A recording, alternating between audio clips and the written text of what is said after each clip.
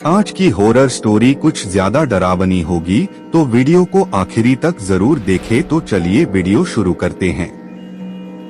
आप बीती पार्ट 2 अगर आपने पार्ट 1 नहीं देखा है तो आप पार्ट 1 देख ले। यह एक आप बीती सच्ची घटना है। मैं और मेरे पिताजी अपनी बड़ी बहन की ससुराल से विदाई कराने जीप से गए थे।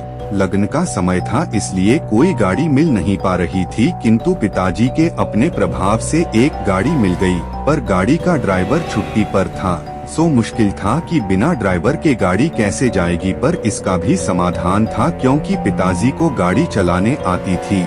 मैं और पिताजी गाड़ी वाले के यहाँ गए और वहाँ से पिताजी के साथ हम लोग बहन के ससुराल पहुँचे। रात को विश्राम किया और सुबह विदाई हो गई।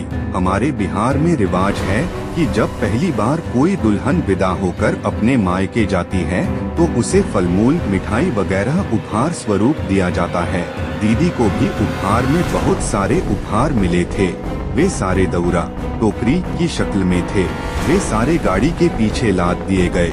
दीदी को भी पीछे ही बैठाया गया। दीदी पीछे अकेली बैठी थी और घूंघट काढ़े थी। किसी भी तरह से अपने को संभाला था। तब तक दौरा उसके शरीर पर गिरने लगा, क्योंकि वह बेतरतीब तरीके से रखा हुआ था। वह दौरा को संभालना चाह रही थी पर संभाल नहीं पा रही थी। ससुराल होने की वजह से कुछ बोल भी नहीं पा रही।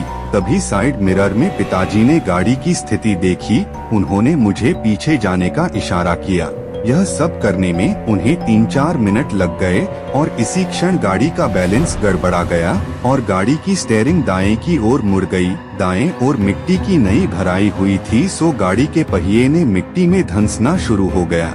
इसके पहले कि पिताजी स्टीयरिंग संभालते, गाड़ी कई फुट गहरी खाई सदृश गड्ढे में पलट गई। लोग जो अभी भी हम लोगों को विदा कर गाड़ी के ओझल होने की प्रतीक्षा कर रहे थे, तत्क्षण हमारी गाड़ी के पीछे दौड़े। गाड़ी ने 3 पलटा खाया था, पर हम लोग सुरक्षित थे। लोगों ने हम लोगों को गाड़ी से निकाला, पर हम लोग बिल्कुल ठीक थे। यह भगवान का आशीर्वाद ही था कि हम लोग इस घटना में बाल बाल बच गए थे। यहाँ तक कि मेरी दीदी की चमकी हुई चूड़ी भी नहीं टूटी थी। इस कहानी से हमें यही शिक्षा मिलती है कि मारने वाले से बड़ा बचाने वाला होता है।